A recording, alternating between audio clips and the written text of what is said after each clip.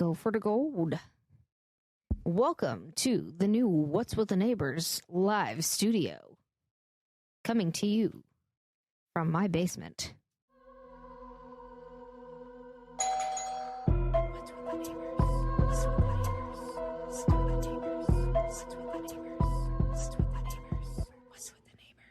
I am good. Are you good, Bree? I think I'm good, as long as it's showing that it's good. So if this episode doesn't come out, it's because my basement doesn't like it. Also, you wouldn't know if it came out. We had to redo like everything. Times are rough. But you know what's rougher? Times are changing. Dogs? Yes. Were you going to say that? Yeah. Yeah, that's what's up. And Bree already that's Bree. Oh, and that is Amy. Is that a cooler next to you? Yeah. That's weird. I was like, there's a cup holder on it. I'll put it beside one of us. Nice. Sorry. I love it. I gave myself the cooler. It's okay. I can't find my cup. Did you bring it? No. Oh, your big one? Yeah. How did you lose It's that? The somewhere. thing's massive. I know. Hopefully you didn't pack it. It is just not packs a packed. full thing of water. I'm like, why is everything wet? What's going on? I could see you do that with all of the craziness that's been going on at your house. One time I accidentally, Rick and Alice, they were going down to California to visit, and Rick was looking for he had charged his earbuds, and I put them like conveniently next to his stuff, like after they were done charging. So he was like ready to go right at 11 o'clock. And he's like, "Where are my earbuds?" And I was like, "I put them right there." Like right there. He was so we're searching, and he's like, "Why'd you touch it?" And I was like, "I was trying to help." You know, like all of everything, you know, and you're like trying to get to the airport. So everything's already stressed already. Yeah. And turns out, because I went through the trash, I threw them away. Oh, no. How did I throw them away? I've thrown away one of Josh's paychecks before. Yeah, I've done something like that before. Oops. He still doesn't let me live it down. You're fine. Oh, I'm sure. Okay, so I have a question for you before we start. Also, who's going first this week? I forgot. I would like to go first since mine's a two-parter, and I was the last one to go, and I want to continue. Okay. Yeah. So I have a question for you. It's a short and sweet one. All right. You better have an answer for this one. Okay.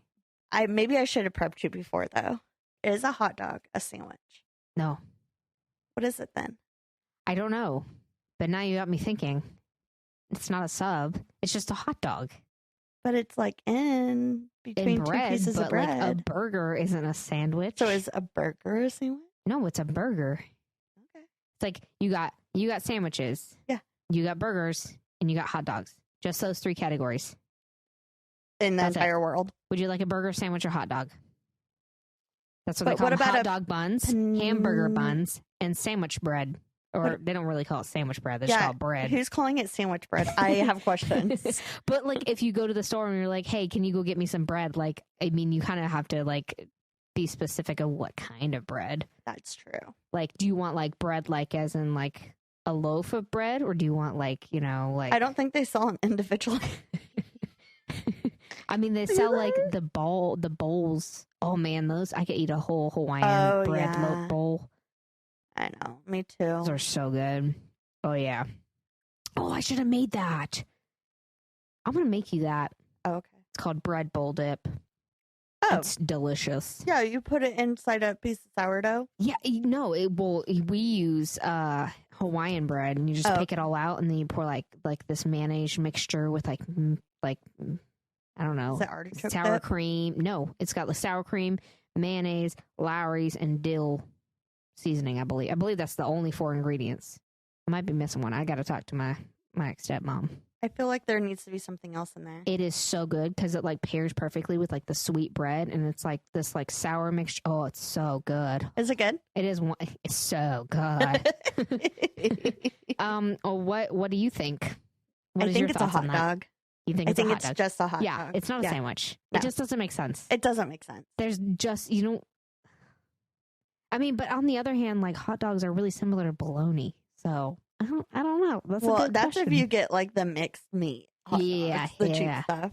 the good stuff. The stuff Right. that's the worst for you. The stuff that has everything questionable in it. Exactly. The leftover bits of all the rest of the meat. What do we do with this? Just throw it in the hot dog bowl. Just put it in the hot dog bowl. It'll get smashed. It'll all someone look will the eat same. It's just like poop. It all comes out the same. What if they called it hot dog? Okay, hold on. What if they called it hot dogs because it was actually like originally meant for dogs? They're like, let's give this to the dogs, like the extra meat.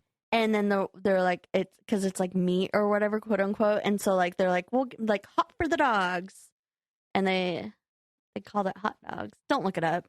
I don't want to know. All right. I like that theory, and I'm going to stick with it. All right. I want But I also don't want to look it up after you leave. But I don't want that theory because I don't want to think that we're eating like something that was originally meant for dogs. The humans are like, this is pretty tasty. This is for us now. Natalie eats dog food. Yeah, that's true. She loves dog food. Alice used to also. Same. All right. I have a neighborhood story for you. Go for the gold. All right. This is from Reddit. Asked my neighbor to try and keep her dogs from barking at night while we were sleeping. A few nights later, she was out there barking herself, encouraging the dogs to make noise. You are really, really, really just tired, aren't you? Did I share this last week? Yes, you did. That's okay. We're going to continue with it. Guys, Amy's going through a lot of stuff right now. She was up this morning before I was. That's true. That's saying a lot. Her kid came and knocked on my door at like 10:30, and I'm like, "Whoa, I don't have pants or a bra on." I told her, I was like, just put them on the porch. You don't need to stop by and say hi.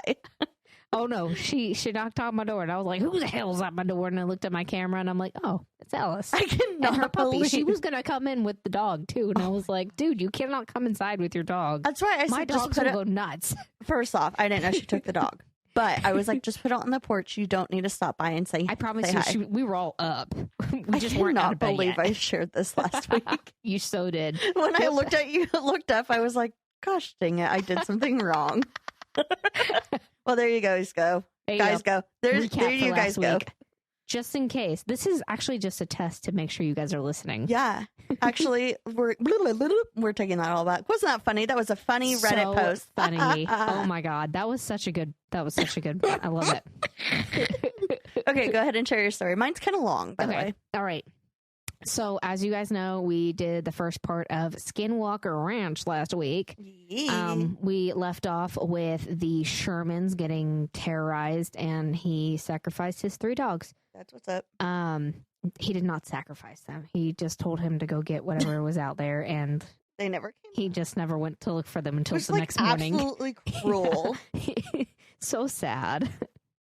All right. So, after enduring all of these paranormal festivities or whatever you want to call them for 2 years and losing thousands of dollars worth of like cattle, they finally, like the Shermans finally went public. Like no one was like, they weren't telling anyone. They wouldn't say it before then. I know, but okay, whatever. But they went seriously. I guess they might have told like the local cops or something like that. But like they went like legit public and told like the papers and the news and stuff. So yeah, their story did appear on the news. Several articles were put out in magazines. Even a book was put out about it. The family ended up selling the property to the founder of the National Institute for Discovery Science, or NIDS, NIDS. Okay. It was a guy, he was also a millionaire and a big believer in UFOlogy. Okay. And his name's Robert Bigelow. And it was sold for $200,000. Whoa. Contingent on a non-disclosure agreement with the Shermans, who agreed to not talk about any more events that had happened on the ranch. So they were not allowed to talk about anything else that they had, unless other than what they'd already discussed. Okay. So Bigelow turned the ranch into this giant like UFO investigation base. They were equipped with high-tech sensing equipment and had like PhD level investigators, scientists, and security was like super tight. Could not get on there. Place was guarded for 24/7. The entire Really? Oh yeah. Yeah. And people can't get on there. Whoa. Not long, NIDS was disbanded and Bigelow Aerospace Advanced Space Studies, or BAAS, BAAS, I like that more, took over. Okay. And this group was a lot more secretive and ended up getting lots of government sponsors. So like the government was now getting involved. Okay. In 2007, Advanced Aviation Threat Identification Program, or ATIP, sponsored the ranch and was funded by the U.S. Defense Department. Okay. $22 million was spent on this program, and stuff was so locked down that it was not all this stuff was not made public until 2017. What? And it was sold in, what did I say, 1996? Yeah, I believe 1996. So it like all this stuff was going on for years and no one knew that like this base was like being like over like investigated and stuff.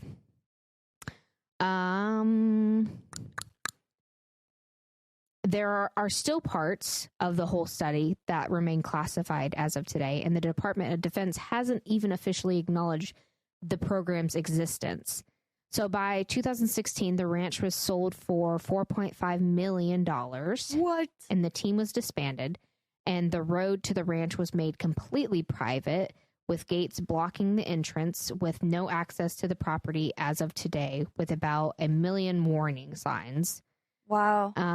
In 2016, the ranch was sold to a Brandon Fugel, who in 2019 began investigating and experimenting on the ranch with a series of scientists and experts to begin filming the History Channel's The Secret of Skinwalker Ranch, which first aired in 2020. Wow. And is ongoing, continuing. They're on season 4 right now. Oh, different seasons? Yeah.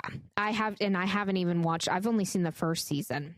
What? It goes into, I think it goes into like a spin-off series called Beyond Skinwalker Ranch. Okay. So on the show, the crew works together to heavily observe Skinwalker Ranch. I think like the first year, that's all they did was just like observe the ranch and like have surveillance and whatnot. Right. And they also measure changes in radiation, temperature, magnetic fields. They collect samples from like soil to like animal mutilations, because that's still going on. They dig and more. Anything they can do. I won't go too into detail because like you can watch this yourselves. I'm so sorry, and I don't know how much you're able to access it, but how many acres is it again? 500, I think. Okay. I think it's 500. Jeez. Yeah. But it's also like bordered on like reservations too, like Indian reservations as well. So like people don't access it unless like I see. Okay. Yeah. Okay. I think you have to get very special permission. That would make sense. But yeah, I won't go too into detail because you guys can watch it. I would go into detail about the documentary. I would basically be like relaying out everything that happens in the show. But basically they're going on the show to try and debunk all of the occurrences that have happened on the ranch and kind of fail to, because like they can't explain a lot of things that are happening. There are lots of, or some of the crew have suffered from feelings of uneasiness, seen figures, heard voices, had technology malfunctions, and even suffered from illnesses and severe injuries that were randomly brought on and are unexplained by doctors. So on that note, one of the crew members, one of the first things that they wanted to do, they brought this scientist on from like Alabama, and he's like this huge like NASA scientist. He's cool. He's a cool guy. Uh-huh. And he's like, so let's dig on here, because everyone says that bad stuff happens when you dig. And also remember, that was what? Is your husband watching Star Wars? Yes, he is watching Star Wars. Can you hear it? Is it? Do you think it's too loud? No. It's the He's probably watching Clone Wars. It's the lightsabers. Yeah, he's probably watching Clone Wars. All I can hear. Sorry. He said he wanted to watch Star Wars when we got home. I was like, all right, go for it. You do that, buddy. So yeah, one of the big things that the first things that the guy wanted to do was, whenever they got on the property, he's like, let's dig and see what happens. And they're like, no, let's not, because bad things happen when people do that. And he's like insisting that they do that. And so one of the crew members comes forward and he's like, so let me tell you about the experience I had when I decided to dig on here and everybody told me not to. Right. So the guy said that he decided to dig and he had to stop because he was like experiencing like a bunch of pain and had to go to the hospital. Right. He had this huge goose egg just up here on his head, hadn't hit his head, didn't fall or anything like that. And it was so bad that it like messed, like it he still had trauma from it like today. Heck? And you can see it through the x-rays. You can see it swelling in his head and on the outside of his skull as well. Oh my God. And the doctors had no idea what could have brought it on. So they decided not to dig at first because of that. That makes sense. So that's all I'm going to tell you on that show. Okay. All right. I'm going to call them a fun fact, but I'm going to start calling them frightening facts because I was like, that's way more fun. So I have a frightening fact for you. A frightening fact? A little known rock band, aka Blink-182, is associated with the ranch. What? How? Well, the co-founder to the band, I'm very confused. Tom DeLonge. He evidently was fascinated with UFOs, and in 2017 he established To the Stars Academy of Arts and Sciences, a hybrid entertainment and UFO research entity, and he employs lots of the past employees from who worked on the ranch as like scientists and stuff, like for like the NIDS organization and stuff. He doesn't actually work on Skinwalker Ranch, but I saw Blink-182 and it was a fun fact about the ranch. So I was like, I'll throw it in there. That's a good one. So obviously Skinwalker Ranch is paranormal. There's something going on there. So guess who wants a piece of the action? Oh my gosh. What's Zach Bagabites? Thank you, and that's why we drink. You have forever put that in our heads. Yes. Zach Bagans. Yes, Zach flippin' Bagans wants a piece of the action. So him and his crew ended up getting very, very special permission from the Navajo, I said it right, Navajo Reservation to go to Skinwalker Ridge or Canyon, where all the crazy shit happens. What? And I guess it's believed by Navajo that a witch conjures a skinwalker in that cave, and they call it Witchcraft Cave. Ew, I don't like it. I know. So when they first get taken out there, so like they get like taken out there by one of the tribe members. Yeah. First of all, the tribe member he's armed. Sure. Because he's like, I don't know what we're going to see out here. Right. And if we see a skinwalker, like we're not going to be able to like outrun it. And Zach's got like a machete. He's like, well, I've got a machete, but I don't know how much this is going to help me. A machete. Yeah. So they go out there just to kind of get a little tour of the area while it's daytime. And immediately when they arrive, their equipment starts malfunctioning and they see some fresh shoe tracks going inside the cave. And then they just stop. Nope. Yeah. And this is out in the middle of nowhere. This isn't like it's right off the highway. Yeah, I don't like it. Also, before they actually start their actual investigation, they had to do they did like a special ceremony. And it was to like help protect them on their journey. And they were unknowingly given hallucinogenic herbs. Brie. So funny. So they got a little high. Ow! They had no idea. They're like, this is called the ghost. What is it called? The Ghostbuster or something like that. The Ghostbuster. And Zach was like, oh yeah, that's right up our alley. And he just figured it was some kind of like cleansing thing. Oh my And they Lord. all took it. And like they're all like, whoa, we feel really weird. And they start like slow mowing down the audio and stuff, and it sounds hilarious because they're all going, ow. Oh my Lord. That's fun.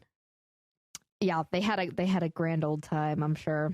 So when they returned to the cave that evening for the actual lights down, lights off investigation, they found that a fire had burned in the time that they had gone there earlier that day. What? How? In the night. Someone had been there. And that an animal skull was in it. And there were 3 burn spots on the wall. And they also found a feather and a gun shell casing and a bullet hole in the wall, which they suspected to be from possibly a ritual. What the heck? I know. And it was probably just like a few hours in between so the time that they had been weird. there. No, I don't like that. The crew also experienced a series of light anomalies, even in like the dark cave, because they made Aaron they always make him do the scariest stuff. They made him go deep into the cave, and like you could see these like flashes of light where there were no light or no one else was in there. They'd heard voices and screams, seen figures, and smelled foul rotting smell. Nope. The feeling of being touched by an unseen entity, and they experienced extreme temperature drops, like 40-degree difference in like just a matter of like a minute or two. What? And obviously they just felt uneasy. No, I don't like that. So that was the Ghost Adventures take on it. Go watch it. It's actually pretty good. And then if you watch them in order, the next episode also, because they also go to like another region of that Four Corners area in Utah. Yeah. It's freaking freak. That's probably the scariest episode. It was a skinwalker. And I don't know. It could have been a skinwalker. It could have been a demon, but it was this house and this family getting terrorized by something. What? It was creepy. Anyway, they're like all in that area. Stuff is going all around. So theories. I have to go over some theories. So according to Navajo history, skinwalkers are there as a curse and a punishment to the Ute people for mistreating them centuries ago. Wow. Spiritually tarnishing the earth underneath them for eternity. Another theory, but I highly doubt it, people are lying for money. Yeah. Gotta throw that one out there. But like that's a lot of people lying. Exactly. And like to go spend $2 million there for the government. Yeah. Like, are they really lying, or like are we just wasting our money? I don't think so. Right. And then everybody around them sees stuff that happens too there. So is everyone lying? Yeah, everyone's getting a payout. The whole town is getting paid for this. Seeing all these crafts, lights, and figures in the sky many believe that aliens are hanging out here, kind of maybe visiting us and studying humans. I don't know, maybe. And they chose that one spot. According to many people, there have been bright orange and blue lights flash on the property. With there being so many creatures and UFOs spotted here, it's believed that they are coming from a parallel universe or an alternate reality, or a plane of existence that exists adjacent to ours, but for some reason connects there. I mean, maybe. I like that theory. Yeah.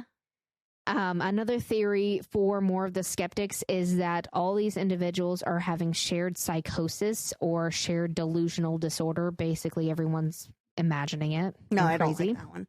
I think that's bullshit. How is everybody imagining? Everybody's crazy. You go to Skinwalker Ranch, crazy. Also, in the show Skinwalker Ranch, the aerospace scientist guy talks about how many years ago the U.S. tested for atomic bombs in Nevada. Okay. And whenever they did that, the dirt became like radioactive. And they say that like a lot of that dirt blew over into that whole entire area. And they say that like maybe the ground is like radioactive, but like could be. Is it that radioactive? And after this many years, I don't know. I don't think that they say that it could possibly cause the symptoms of people feeling ill, but like. But that explains one symptom. Exactly. And I mean, it could explain like people seeing things or hearing things and like messing with your mind. That's what they were getting at. But like cattle mutilations. Yeah. Explain that. Right. Maybe the people are doing it. Maybe they're just doing it for money. Yeah. Probably. Maybe they're okay. So we're going to get really deep. Maybe they're like going crazy from all the radiation, that they're getting all these symptoms and all these things are happening, and they're like being told by voices in their head to go mutilate their cattle. Yes, exactly. And then now they're telling people that it's aliens. Yeah. Whoa. That's a theory. There we go. New theory. There you go. Boom. Just like that. So as of today, to wrap this up, there is surprisingly no Airbnb there. No? It's not fun. Rude. I know. Also, that's kind of, moneymaker. You can't even visit the ranch unless you're invited by the owner. However, if you want a glimpse at a UFO there... Or can you buy it? You could. If you want to buy it, you can pay millions of dollars. Easy. Just like that. Just do that. It's not for sale. When we're famous one day, we will buy the ranch. When I'm famous. Yeah. Yeah. You're going to buy me the ranch for my birthday? I'm banking on Alice being famous at this point. Dude, right? So true. Come on, Charlotte, Natalie. So, if you do want a glimpse at a possible UFO, there is actually a campground just outside the ranch that advertises like UFO themed ATV tours and whatnot. That's so cute. I now want to go there. So yeah, that is the Skinwalker Ranch, guys. That's nearby where I'm gonna go for a little. Yeah, Utah's right next door. That's so cool. Thank you. I'm so excited you finally did the story. Yes. You're welcome. That was good. I feel like Skinwalker, like you see people like on TikTok, like these things that are unexplained and people are like, oh, Skinwalkers. And like, it makes sense. But in my mind, I thought Skinwalkers were just like one thing. And they were just like these not aliens, but like these creatures that were like, kind of like they had like hind legs, like they could go on their kind of like the werewolf in Harry Potter. Yeah. I forgot something at my house I wanted to show you. Kind of like that, but like super tall. Okay. Yeah, I could see that. Well, I mean, that's basically what I described in the beginning with that one wolf. Well, yeah, I mean, like they say that they can appear as a couple different things. So I mean, like, but like there could be multiple like the children, things going on like there. and things like that. Yeah, like they can. Yeah. But like, and that's like their main look. But then they can like morph into these other things also. Yeah, I mean, well, there's a lot of theories on them, so that could be something. They could do that. I don't know. They think so in Ghost Adventures, they talked about in the cave was like they believe that there was a portal in there, which is why they would see like tracks go in there and like disappear, and they believed like they would like come in and out of that portal. Where is the portal going to? I don't know, but they went through it. They should send Aaron. It was like they did. Into the portal? Yeah. Oh my gosh. Oh, a portal for them. I guess in the next episode, they also sent him under. Oh wait, they didn't send him underneath the house, but they sent him. Mean. They sent him in a trailer with a demon, and he had like a panic attack. Yeah, he's like, "Can I leave now?" And they're like, "No." He's like, "Oh, I don't want to be in here. I don't want to be here anymore." He's like, "Get over it. This is what you do. You're an investigator." Oh my gosh! All right, Zach, you could go do it yourself. Like, goodness gracious. All right, let's hear something depressing. It is depressing, but it's not as bad as last week. Oh, okay, thank God. Good. I mean, maybe it's depressing for the people involved, but... So, I'm going to tell you about Amy. I'm probably going to butcher her last name, but it's Bechell. Bechell. Amy Bechell. Amy Bechell. So Amy's name before she was married was Amy Joy Roy. Wow. She does not luck. She has had bad luck with some last names. All right, continue. So she was born in Santa. Also, look. What happened? I don't know. That was the second time of printing, and there's plenty of ink in it. It's just like not wanting to print for me today. Right. Yeah.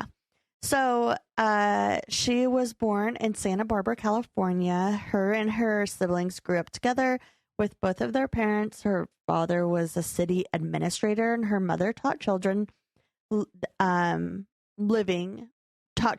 were living with a variety of different physical disabilities. Okay. When Amy was only in 6th grade, she fell in love with running. Also, the story is about me. Okay. Just kidding. She spent middle school and high school on the track team and got progressively better through the years. But when she actually was like first starting out, her coaches are like, "You're not that good. You're just really not good at running." That would be also. How are you bad at running? I'm bad at running. I don't know how you can be. I'm terrible at running. But so her coaches were like, maybe this isn't like for you. And she's like, bet. And she's like, I'm going to, try really hard. And she was determined that this is what she wanted to do, was to run. By the time she entered college at the University of Wyoming, she became the captain of the cross-country team and track team. Oh, shit. Get it, girl. She frequented conferences and competitions where she ended up setting records on the team, which was named an all-star team. Ooh. While she was a student at the University of Wyoming, she met Steve Bechell. But it's got to be Bechell. No, Bechell. It's got to be that. He was an athletic. He was athletic and loved the outdoors as much as she did. While she was a runner, he wasn't a runner, but he was a very talented rock climber. And it wasn't long before they fell in love. And after college, they moved into an apartment together in Lander, Wyoming. And got married and stuff and did that whole thing. Right. Well, they chose this location because it was right outside the Shoshone National Forest, which is historically a beautiful place for rock climbing and for trail running. Oh, perfect. Amy did continue running, and she was competing in regional and national competitions. She also ran in the Boston Marathon in 1996. Oh, cool. And during this time that I'm telling you about, she was training for the 10K, which is 6.10 miles. Oh, my gosh. 6.10 miles. Have you ever done a 10K before? Yeah, Brie. Oh, my God. I've also done a half marathon. The furthest I've ever ran, I've done tons of half marathons. Furthest I've ever ran was 15 and a half miles. Oh my gosh. On my treadmill. You are, holy crap, all in one session? Yeah. Who does that? I did. How long did it take you? I don't remember. It was a couple hours, but I was so tired. I walked outside and it was snowy. It was I have a picture of myself. I walked outside, walked downstairs, and I was just in a tank top and my running capris. And I just went flat back onto the snow. You're just I'm going to run 15 miles today. Yeah. Well, I meant to run just, I think it was 13, but easy. When I looked at, when I was done, I wanted to finish watching the TV series that I was watching. And so I was by the time I was done, it was 15 and a half. I have no patience. One, I don't have patience to run very far. And two, I end up being so wheezed out. Yeah. That I'm usually your asthma. So tired by the end of my mile. Yeah. Alice ran 2 miles today. Dang. With my mom. Get it, girl. Yeah. Okay. Anyways. I'm trying to look at this while I'm doing that. Okay. So she was. B. Huh? Cardi B. So she was training for this 10K, but on top of that, Amy was also training to qualify for the 2000 Olympics. Dang. I know. Okay. So she's bet coaches in middle school, look at me now. All right. Look at me now. Look at me now. I'm getting paper.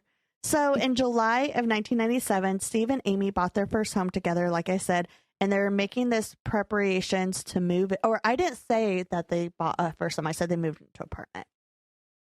So they were trying to get ready to move into this new home while they were still in this apartment. The morning of July 24th, 1997, it was supposed to be an ordinary but busy day. Steve had made plans to go rock climbing with a friend about 70 miles away from their home. And that morning, he said goodbye to his wife.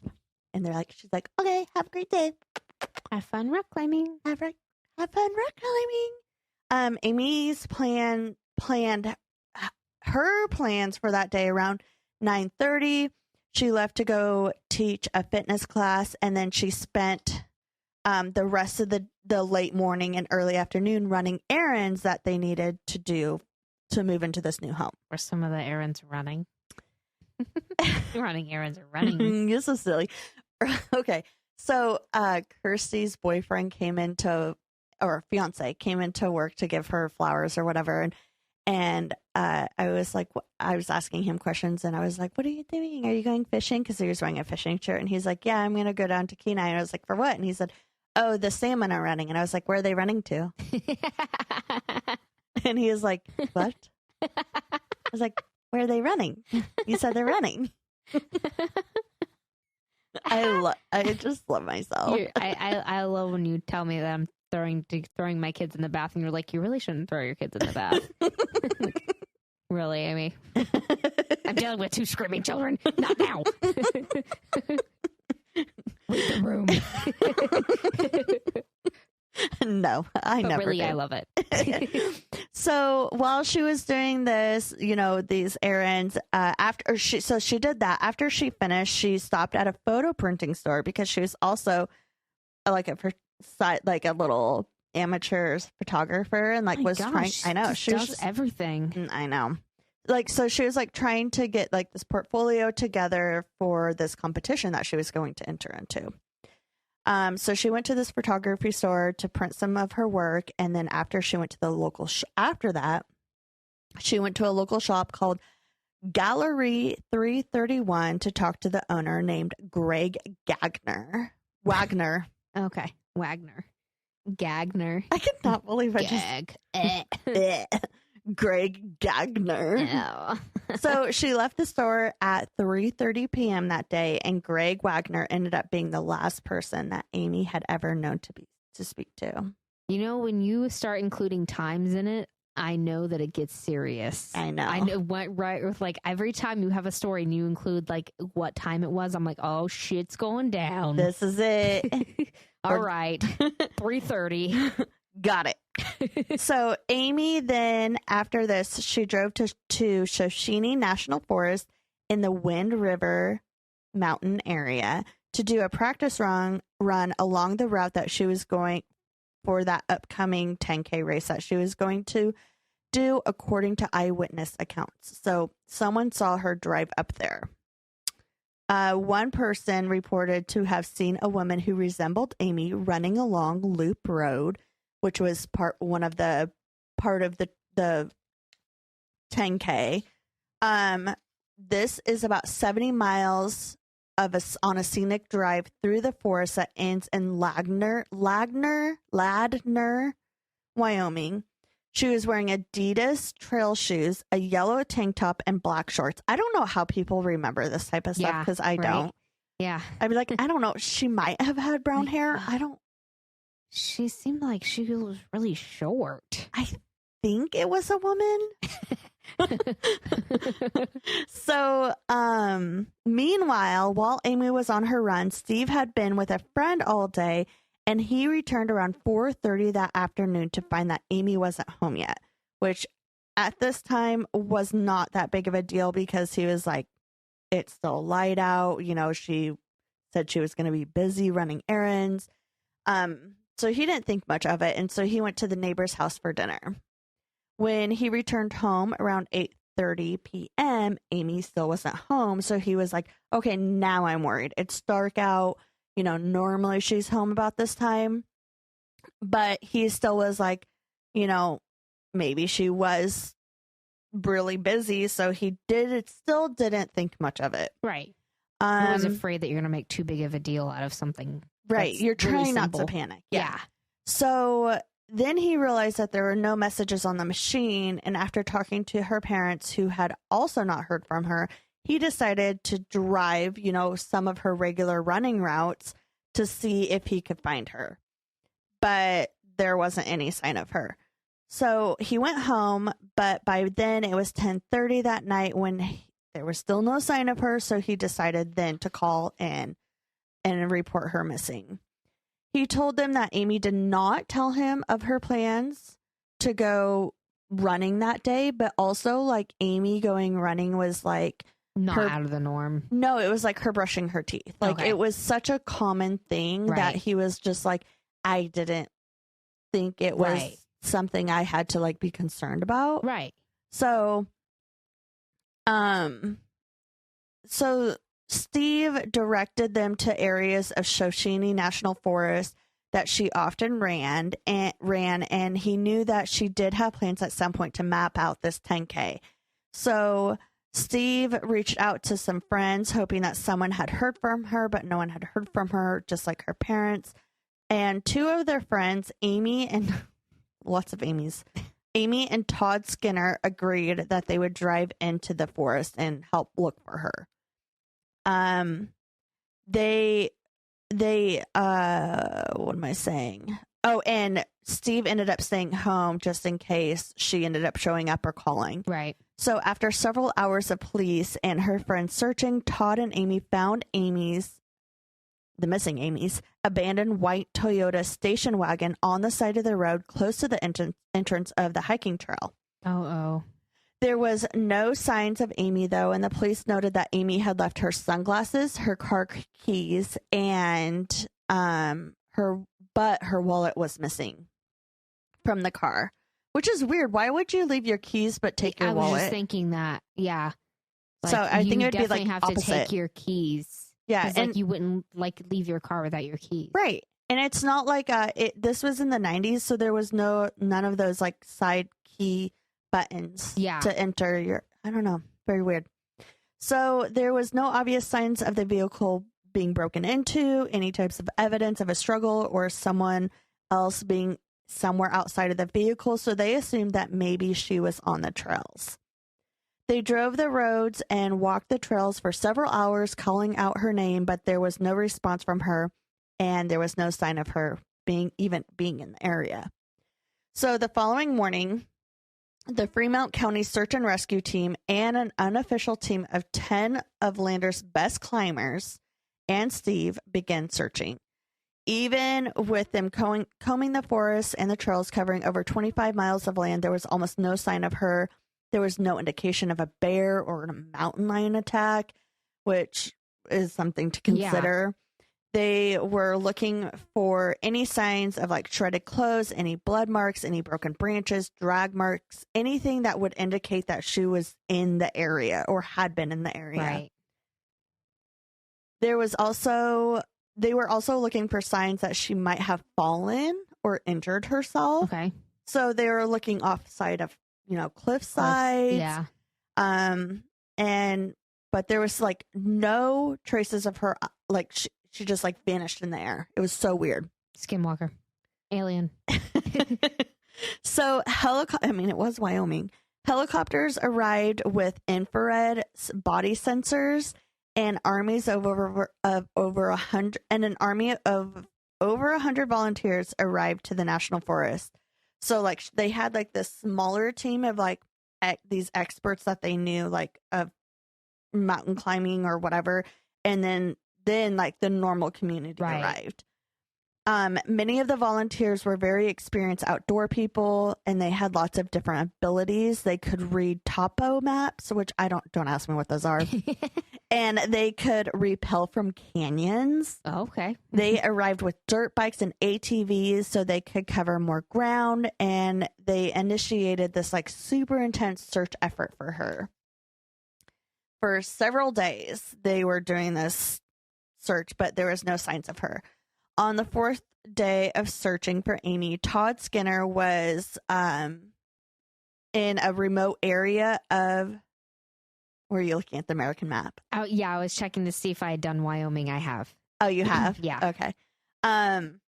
So on the fourth day, Todd Skinner was in a remote area of the national forest in a canyon when he came across footprints in a cave by a creek.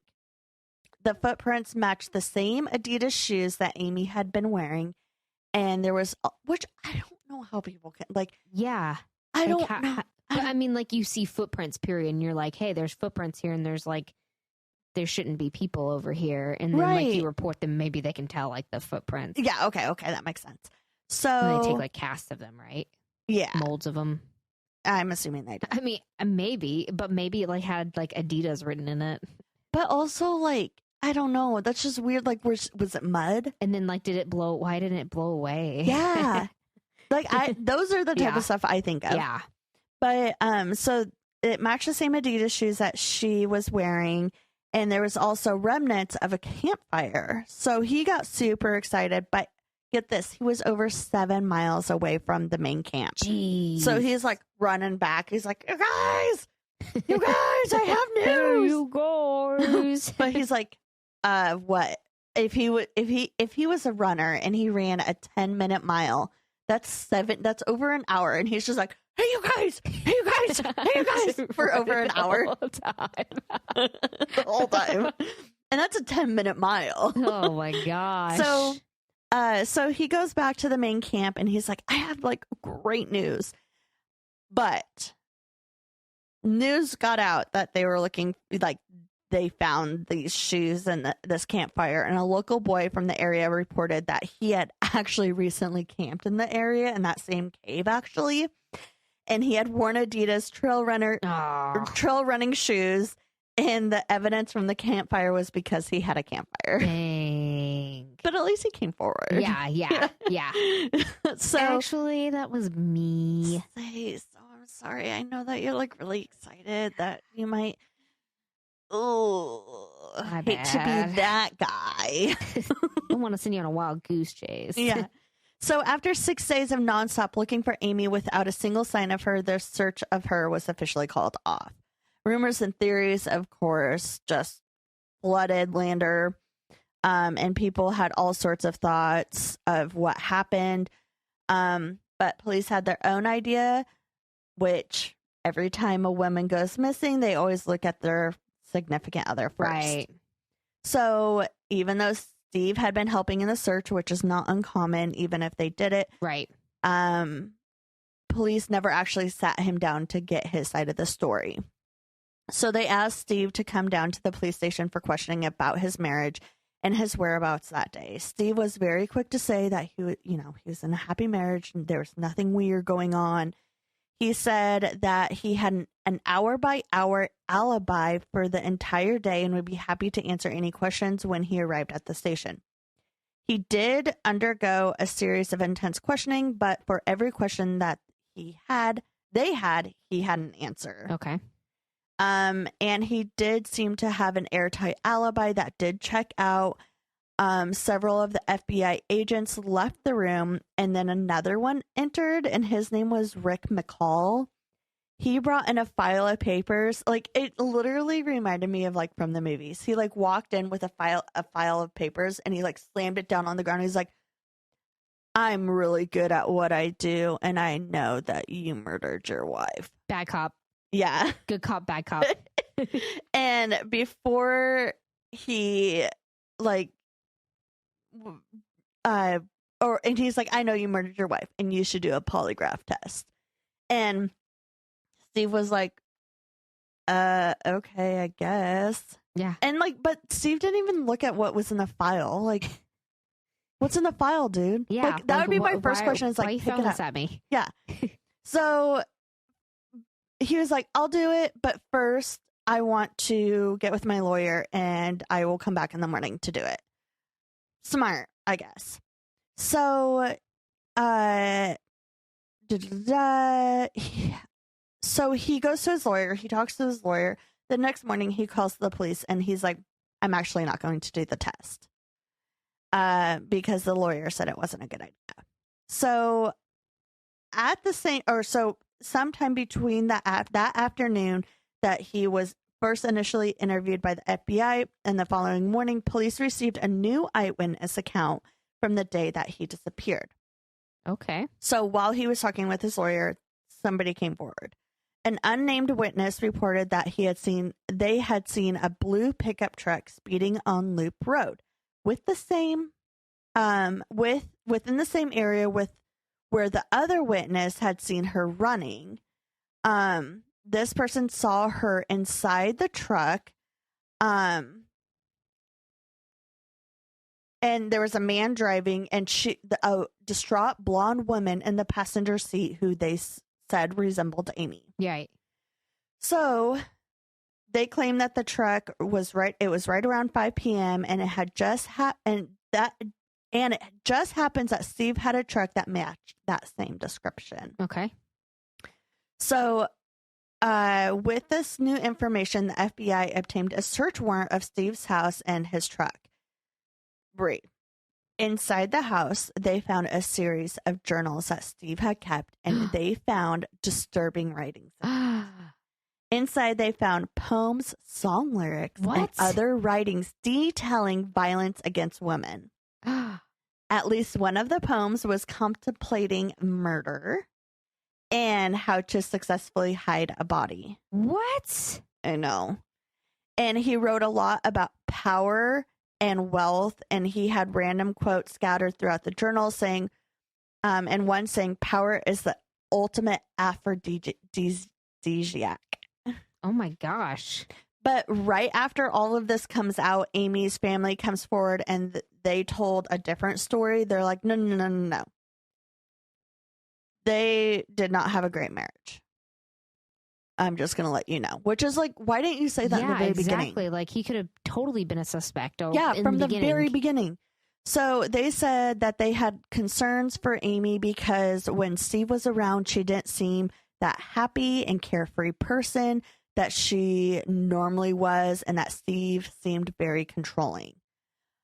Although Amy never mentioned this to the family or friends, her brother did note that to the police that he had seen significant bruises on her arm from a few weeks prior while she was visiting him for dinner. When he asked Amy what happened, she laughed it off and she's like, "Oh, Steve likes to get rough sometimes." Oh, okay. And he's like, "No, that's not cool." Arms. Yeah. It left him uneasy, and he noted that she wouldn't look at him while she said it. After finding out this new information, the police asked Steve to come in for a polygraph test again, but he still refused. He stated that his lawyer advised him not to, and that polygraph tests were historically often inaccurate, which I understand, and they're admissible in court. He insisted his innocence and stated that his journal entries had absolutely nothing to do with anything. Oh, those old things. That was just a phase. That was just a phase, Mom. So do you think that they mainly wanted, because they know that polygraph tests aren't accurate, but do you think they mainly suggest polygraph tests to get like a profile on the person, see like if they're willing to do it? I don't know. I don't know if they it's weren't willing, so that puts them in a bad like category. Like, that makes them more suspicious because they're not willing to do it. But like, if they're willing to do it and they're innocent and the polygraph says they're not, then like, I don't know because like, so polygraph tests, like you could say what's your name, and you're so stressed out about being polygraphed. Yeah, exactly. Like, I would totally fail a polygraph. Yeah, me too. Even though I'd be innocent. Yeah. So it's like one of those things. Like, if I am innocent but I'm nervous, it's gonna say that I'm not innocent. Yeah. So how? You know what I mean? Did you eat the last Oreo? No, I don't. Did I? I don't know. I'm not sure. What do you mean the last Oreo? Do you mean like with? Yeah, it's like when you go through like security checks or something, and you know that there's nothing bad in your pocket, but you're like, oh yeah, and did you're so nervous. I randomly put a pocket knife in my pocket for some reason? I've never once carried a pocket knife on me, but I feel like there's one in my pocket right now. Or like you leave a store without... Is there cocaine on me? Yes. Like you leave a store and you're like, I know I didn't steal anything. And you know that you didn't, but you're like, did I accidentally steal something? Yes. It's the same thing. So I don't understand. And I don't think that, like, I don't know. I'm wondering if like sometimes they use it as like a judge of character. Maybe. Like in some cases. Or like, we're pretty sure this guy is guilty. So let's see if they'd be willing to take one. And like, oh, there's another check in your guilty box. Because you can't use it in court. Yeah. So I don't know what the point of it is. What if it's like a profile thing? It could be. Personal thing. Yeah. I don't know. Get them to like continue on that person. I mean, I could see that, but again, like, what if it's just leading you down a bad road? Yeah, exactly. Could be a waste of time. I don't know, Brie. Yeah, that's a good question. Thanks. That is a Full of them. That's a good question for an investigator. I should ask one. You should. I'm gonna go find one. Okay. I have to do something bad first, though. No. but not. So, where I don't know where I was. So he claimed his innocence, and he was like, "Those journals are nothing. Just ignore those. It's just a phase, Mom." Amy's parents begged him to take this polygraph test as well to prove his innocence, but he still wouldn't budge. Shortly after this information came out, phone records were obtained. It showed that at 4:43 p.m., just 15 minutes before that blue truck was seen in the Shoshone National Forest, Steve had been on the phone with a friend on his landline in the house. So, why did they not get phone records already? I know. This was the 90s. I don't know. Oh my gosh. And their apartment was 45 minutes away from where that truck had been seen. So that gave him an alibi for that time frame. Okay. Plus, for almost that entire day, he had been rock climbing with a friend who did verify that they were together. Dang. So there is a 2-hour window where he doesn't have an alibi. Okay. But if he did do it, Brie, that would mean cutting it super short because he'd have to get there and get back. Yeah, that only gives him like 30 minutes to do something, pick her up and do something with her body. Right. That's not very long. Yeah, and they haven't found her body yet. Exactly. And so what can you do with the body? And with that much searching, wouldn't you think that they would have done something with her body by then? Did they search his house yet? Yeah, they did a warrant on his house. Oh, yeah, because that's how they got the journals. Okay. Yeah. Oh, wow. That's not a lot of time. No. Okay. So ultimately, police did decide that they did not have enough evidence that Steve had anything to do with Amy's disappearance, especially from his almost airtight alibi, so they were not able to press any charges on him. In attempts to keep Amy's story in the public eye, friends and family put together a $50,000 reward for any tips leading to her whereabouts. Jeez. Posters, flyers were spread across town and even across the states. Steve continued to work diligently to try and find her. He put together a Loop Road Hill race to raise money for awareness to help find Amy. On September 27th, around 150 runners showed up, and him and family and friends encouraged everyone that showed up to the race to keep searching and distribute flyers wherever they could to help find her. Okay. This did not go over well with a lot of people, this race that he put together, because obviously it was a fundraiser to help find her. But a lot of people actually thought, they found out that Steve was behind it, and they're like, nah, I'm dropping out. Because a lot of them thought that he was actually just raising money to get a better defense attorney. That's what I was wondering. I'm like, was the money actually going towards it, or? I don't know. Okay. Maybe like money for like flyers and stuff. Right. I don't know.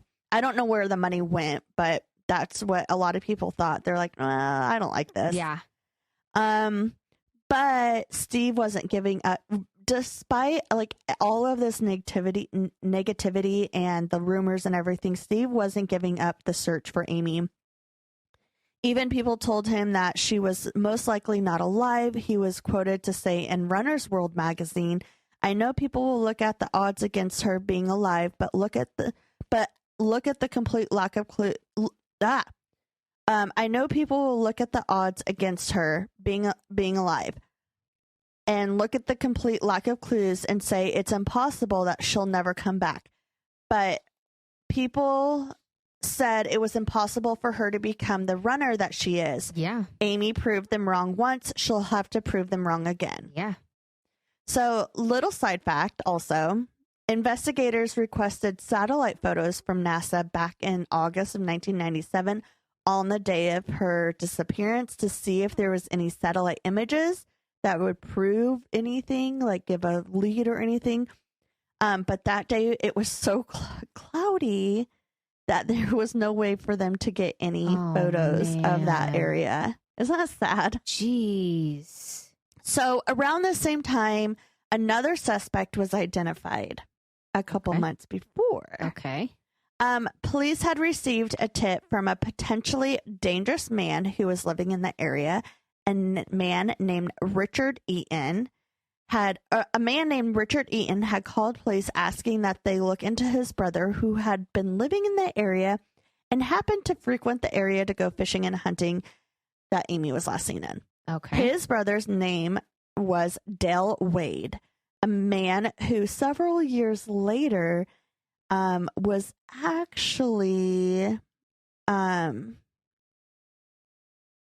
several years later from this incident was actually convicted of a woman's murder in Wyoming. Oh, man. And was a serial killer. Okay. Police were so focused on Steve, though, they're like, okay, thanks for the call. Yeah. And hung up.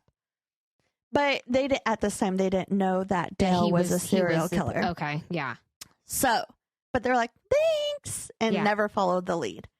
On September 12th, 1997, just a couple months after Amy disappeared in the area, less than 3 hours from Lander, Wyoming, Dale attempted to kidnap and murder Shannon Breeder, her husband Scott, and their 5-month-old baby. Oh, baby. He had kidnapped them at gunpoint in their car, and after an altercation, the family was able to escape after stabbing Dale with his own knife. Okay, good. Good job, family. Heck yeah. So Dale's brother was like, he was back in the backcountry camping where Amy went running and disappeared. And when the police confronted Dale about this, Dale was like, no, I didn't do it. Okay. Well, that's a little bit too coincidental. Yeah. But with no evidence linking him to her, no charges were filed. And at this point, he was not a convicted serial killer. He had just been found to have attempted kidnapped and murdered somebody, but all right. Okay, but that's more against him than the other guy. Yeah. Yeah. Although, Steve, your journals are a little questionable. We have questions, Steve. Yes. Steve spent the next several months searching for Amy and started the Amy Bechell Recovery Headquarters, where he mailed over 200,000 posters around the nation, and he was quoted in Runner's World magazine saying, this is weird, Brie, my fondest hope right now is that Amy left me, which I get. Yeah, like I'd rather her be left you than be dead. I would love nothing better than to find out my wife ran off with somebody else. The next best thing would be if she were being held captive, because if an abductor doesn't kill his victim right away, he tends to develop a relationship with her. What? The more time goes by, the better he gets to know her, the less likely he is to kill her. So specific. Yeah. Why would you say that? I know. Like, I get we have like thoughts and stuff like that, but like, why would you say that out loud? That's something you keep to yourself. Yeah, bud. Exactly. Like, you can have those thoughts. That's fine. Because you're like, well, maybe you're trying to rationalize things. Maybe if she's kidnapped, maybe she's still alive. Maybe the kidnapper's grown attached to her, and she's gonna continue somehow to live her life and escape. Yeah, but like, you don't say that out loud. It makes me wonder, like, did he sell her? Yeah. Like, what did you? Like what happened, dude? Like, what's going on, Steve? So, meanwhile, while all of this was still happening, Amy's family is still begging Steve to take a polygraph test. They even went on popular TV talk show that at the time was called Geraldo Rivera. I don't remember that one. I don't know either. It's probably on the daytime shows. Probably. And they publicly begged him to take a polygraph test on the show. Okay. They were quoted saying that doesn't mean that we think you did it, but that doesn't mean it doesn't mean that I'm accusing him of anything, but if anyone is holding up the progress of this investigation, it is Steve. Put our minds at ease. Yeah. Because they felt that because he still hasn't done this test, police were still kind of having doubts. Right. And, trying to find on to him as their suspect. Yes, exactly. So their point of view was like, just take the polygraph and prove that it wasn't you. Right. So no future development did happen in the case, but in 2003, Dale Eaton was found guilty of murder of an 18-year-old girl, Lisa Marie Kimmel. He had kidnapped, raped, and murdered her in 1988. Jeez. So before this had all happened with Amy, police had finally found DNA evidence linking Dell to the 18-year-old. Her body was found only a few hours away in Wyoming, where Amy disappeared. Okay. All right. That's very coincidental. Yeah. Dell also was linked to 3 other women who were murdered in Wyoming in the early 1980s. He was given the death sentence initially, which was later amended due to his mental health reasons. He is now serving life in prison without the possibility of parole. After the death sentence was taken off the table, investigators attempted to talk to Dale again in regards to Amy, but he refused to talk to them at all. He had several strokes and has some diminished brain function, and he uses a wheelchair, but he will be in prison until the day he dies. The whereabouts of Amy is what happened, and what happened to her that day is still a mystery and remains unsolved. But there are investigators to this day that still have Steve as their prime suspect despite everything with Dale. So, in terms of her disappearance, it is still unknown. Like I said, her family is still looking for answers and what happened to her. There's never been any evidence that has been found from her, like no clothes, nothing. That's the biggest thing to me. I know. There have been a few little trinkets that have been found in the woods that people believe may have not been hers, but no one can really tell because they don't know what was actually on her that day besides what she was wearing. And Steve has been remarried. He's still in the area, but that's all I know. So unless they find a body part, we don't know where she's at. We don't know where she's at. And her vehicle was there. Her vehicle. And her keys were in the vehicle. But not her wallet. Yeah. You gotta find that wallet. Or just find her. Yeah. That I think Dude. Is that crazy? Somebody hid her well. I know. Oh, that's sad. I know. Oh, man. Yeah. Oh, man. That's a good story. Thank you. A lot of people in the area thought that someone maybe was like a drunk driver or just went around a turn or something and might have hit her and then just put her in the trunk real quick and took off. That would make sense. And took her body somewhere else. Yeah. I mean, if it's someone that's not a suspect or whatever, or even on the police radar, you can easily hide that body. Right. Because they're not looking for you. Right. Or what if Steve had a friend do it? That's what I was thinking. He had that 2-hour window, but what if he had someone that was helping him? Who was he talking to on the phone? I don't know. Because what if he was talking to that person on the phone who was working with him and be like, oh, job's done. Yeah. Click. Yeah. He could have been talking to his friend. He took that blue truck. What was his job? I know you said he was a rock climber, but that wasn't his job, was it? I don't know what his job was. Man. Because if maybe his friend borrowed his truck because they said it was a blue truck that was similar to his. Yeah. And that's true. His friend went and dumped the body somewhere, not even in the forest. Maybe they buried it in the backyard. I don't know. That's wild. I know. Do you have a neighborhood story for me? I do. And hopefully we haven't read it before. Shit. Okay. So it's titled More Feces. Oh, no. Sound familiar? Yeah. No. Okay. I don't know why. Yes, but no. Not in that sense. Woke up this morning to feces everywhere. Apparently the kids who spread it a few days ago in blank struck again. This time with more wet and less hard feces. Ew. These feces spreading kids must be stopped. Oh my God. Darn feces spreading kids.